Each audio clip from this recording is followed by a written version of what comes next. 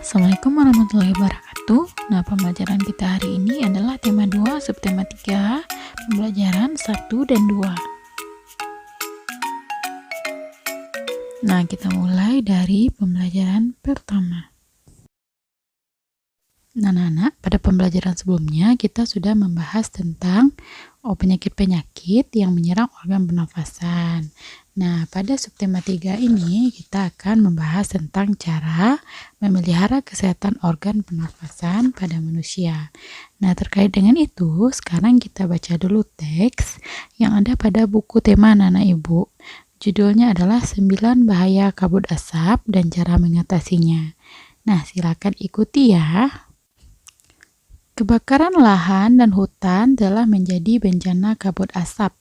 Pemerintah sudah berusaha mematikan titik-titik kebakaran, tetapi hasilnya kabut asap masih ada. Apa saja bahaya kabut asap kebakaran dan apa yang harus kita lakukan apabila di daerah kita terkena kabut asap?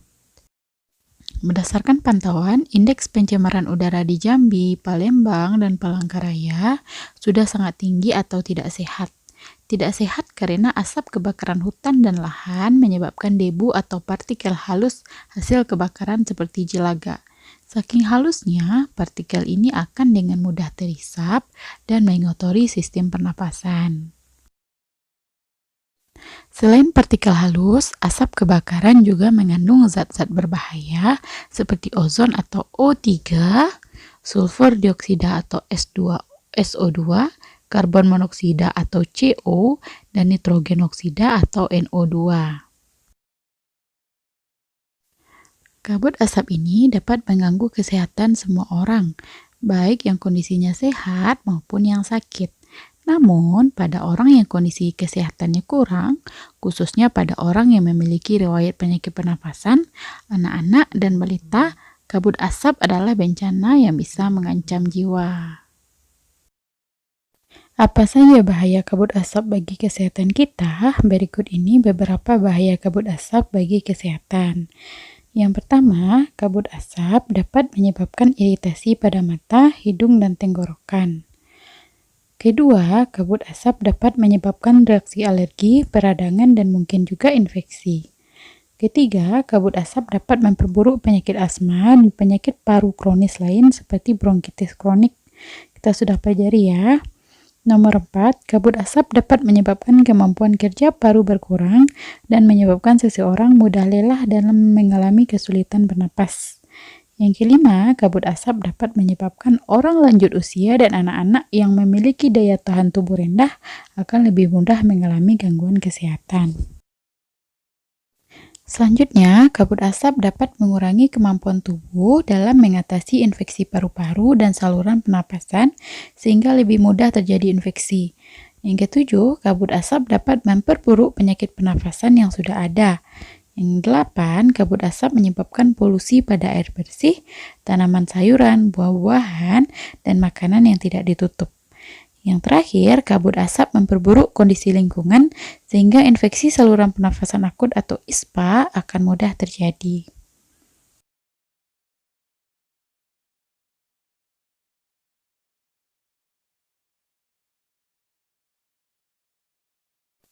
Yang pertama adalah hindari atau kurangi aktivitas di luar rumah atau gedung, terutama bagi mereka yang menderita penyakit jantung dan gangguan pernapasan. Kedua, selalu memakai masker jika harus pergi keluar rumah atau gedung. Pakailah masker dengan benar untuk menutupi hidung dan mulut. Minumlah air putih lebih banyak dan lebih sering agar debu atau partikel halus yang menempel pada tenggorokan larut dan masuk ke dalam pencernaan sehingga ikut terbuang bersama kotoran. Kemudian, segeralah berobat ke dokter atau sarana pelayanan kesehatan terdekat bila mengalami kesulitan bernafas atau gangguan kesehatan lain. Selanjutnya, segera lakukan perilaku hidup bersih sehat atau PHBS seperti makan makanan bergizi, banyak minum, banyak mengkonsumsi buah, jangan dekat-dekat orang merokok, dan istirahat yang cukup. Upayakan agar asap dari luar tidak masuk ke dalam rumah atau gedung. Kemudian, tempat penampungan air minum dan makanan harus ditutup dan terlindung dengan baik. Terakhir, buah-buahan dan sayuran dicuci sebelum dikonsumsi. Bahan makanan dan minuman yang dimasak perlu dimasak dengan baik. Nah, baiklah anak-anak, sekarang kita akan membuat pertanyaan dan mencari jawabannya dari teks yang sudah kita baca tadi. Ibu ingatkan lagi, untuk membuat pertanyaan, kita memerlukan kata tanya. Kata tanyanya adalah apa, siapa, di mana, bagaimana, mengapa, kenapa, kemana. Nah, banyak ya, udah kita pelajari. Di sini dalam buku anak ibu ada halaman 94, itu ada satu buah pertanyaan. Pertanyaannya adalah apa penyebab kabut asap? Ya, bisa anak ibu lihat ya, itu ada pada paragraf pertama. Ini dia. Jawabannya adalah penyebab kabut asap adalah kebakaran hutan. Jadi, kita cari pada kalimat yang sama. Sekarang coba kita lihat pada paragraf kedua, kan? Tidak sehat karena asap kebakaran hutan dan lahan menyebabkan debu dan partikel halus hasil kebakaran seperti jelaga. Saking halusnya partikel ini akan dengan mudah terisap dan mengotori sistem pernapasan. Di sini ada kata karena. Karena itu sudah bisa kita jadikan pertanyaan. Jika jawabannya pakai karena, itu kata tanyanya adalah mengapa. Jadi pertanyaannya bisa kita buat, mengapa udara di Jambi, Palembang, dan Palangkaraya tidak sehat? Nah, ini jawabannya. Oke, kita lanjut lagi paragraf yang ketiga. Selain partikel halus, asap kebakaran juga mengandung zat-zat berbahaya seperti ozon, sulfur dioksida, karbon monoksida, dan nitrogen oksida. Nah, kira-kira apa ya pertanyaan yang bisa kita buat dari paragraf ketiga? Bisa siapa? Tidak, karena jawabannya bukan orang di sini. Bisa di mana? Tidak juga, karena bukan tempat. Bisa bagaimana? Tidak juga, karena bukan cara. Kemudian mengapa? Tidak juga, karena ini bukan alasan. Jadi bisa digunakan adalah kata tanya apa. Bagaimana pertanyaannya? Nah, apa saja zat-zat berbahaya yang terkandung dari asap kebakaran? Jawabannya adalah ini. Paham ya?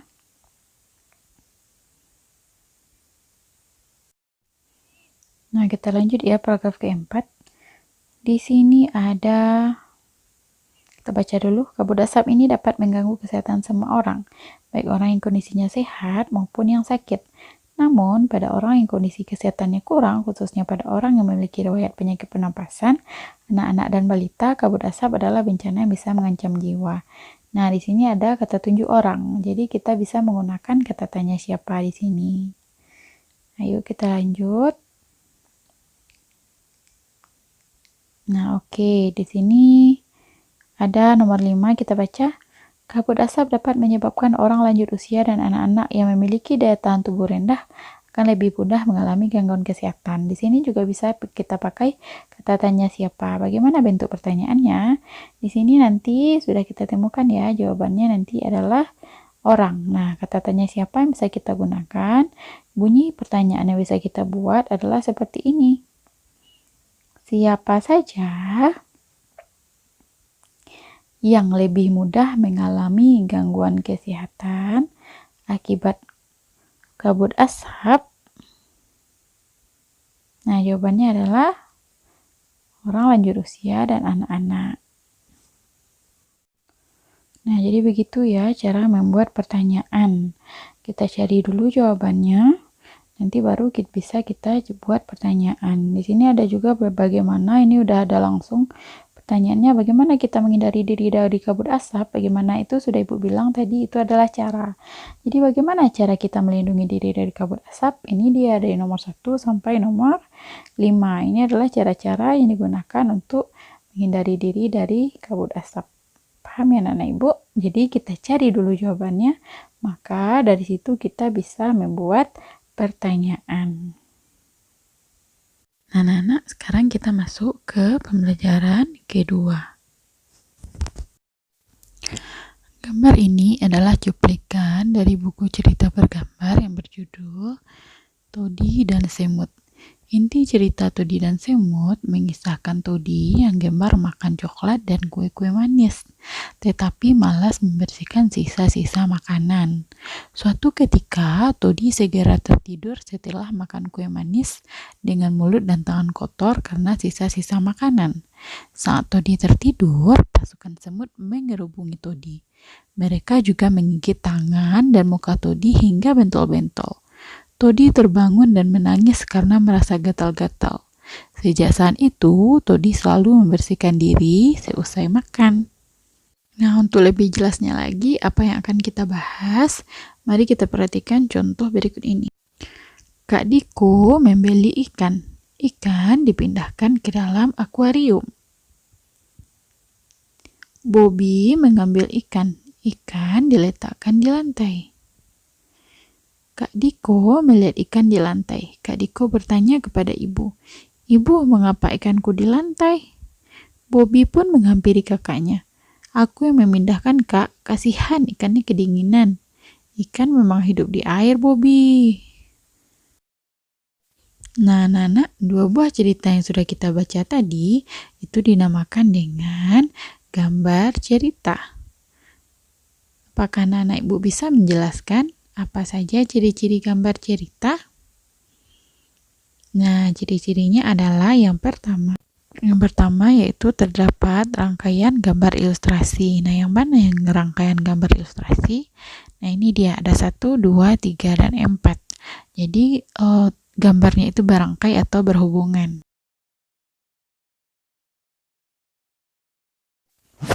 Kemudian yang kedua adalah terdapat sekat-sekat. Sekat artinya pembatas antar gambar, ini dia ya.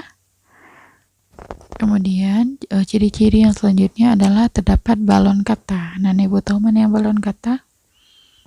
Oke, betul, ini dia. Kemudian selanjutnya atau ciri-ciri keempat, urutan gambar mengandung unsur cerita yang berangkai. Nah, jadi ceritanya berangkai ya. Nah, kemudian yang terakhir ada kesesuaian antara ilustrasi dan ceritanya. Jadi ada 4 ya ciri-ciri gambar bercerita. Nah, anak-anak, dari cerita Todi tadi kita bisa mengambil kesimpulan bahwa kita harus menjaga kebersihan untuk menghindari penyakit. Nah, di situ tadi juga kita sudah mempelajari bahwa memakai masker adalah salah satu cara untuk menghindari bahaya kabut asap. Nah, sekarang selain masker, apa saja yang bisa kita lakukan untuk merawat organ pernafasan? Di sini ada cara memelihara organ pernafasan. Bagaimana caranya? Yang pertama adalah menjaga kesehatan organ pernapasan, yaitu dengan cara makan makanan bergizi agar daya tubuh terjaga baik, berolahraga teratur supaya alat pernafasan terlatih baik sehingga dapat bekerja dengan baik, istirahat yang cukup, dan posisi tidur benar atau miring ke kanan dan jangan terlungkup. Cara selanjutnya adalah menghindari zat-zat yang dapat merusak organ pernapasan. Yang pertama adalah tidak merokok dan menghindari paparan asap rokok karena banyak mengandung racun. Kemudian menggunakan masker saat berada di lingkungan kotor. Ketiga, mengurangi konsumsi makanan dan minuman dingin karena jaringan paru-paru sensitif terhadap dingin. Kemudian menghindari makanan dan minuman mengandung banyak gula dan bahan kimia karena dapat merangsang lendir pada paru-paru sehingga kapasitas udara yang disimpan dalam paru-paru akan lebih sedikit. Kemudian bagaimana cara merawat organ pernapasan? Yang pertama yaitu membersihkan rongga hidung secara teratur, bulu halus dan rambut hidung berfungsi menyaring kotoran. Kemudian memeriksa kesehatan pernapasan secara teratur. Nah, selanjutnya untuk menjaga kesehatan lingkungan sekitar. Yang pertama yaitu membuat sebanyak mungkin ventilasi dalam rumah untuk menjaga sirkulasi udara. Kemudian menjaga lingkungan supaya tidak banyak debu terbangan yang akan ikut masuk ke dalam organ pernafasan saat kita menghirup napas. Yang ketiga, membuat udara bersih di lingkungan sekitar rumah dengan menanam banyak tumbuhan hijau. Dan yang terakhir, mencegah ruangan lembab karena virus dan bakteri mudah berkembang di ruangan dengan kelembaban tinggi. Nah, jadi ini ya cara-caranya agar kita terhindar dari penyakit pernafasan sehingga organ pernafasan kita terpelihara. Nah, menjaga kesehatan itu bisa kita gunakan poster untuk mengajak masyarakat untuk hidup bersih. Ini adalah contoh poster untuk mengingatkan semua orang terhadap pentingnya kebersihan. Seperti musim pandemi pada saat sekarang, kita bisa membuatkan poster seperti cara mencuci tangan pakai sabun, etika batuk, poster tentang virus corona, dan ini ada juga poster tentang gejala virus corona. Jadi untuk mengajak masyarakat, kita bisa membuatkan poster yang menarik sehingga orang tertarik untuk membaca apa yang ingin kita sampaikan.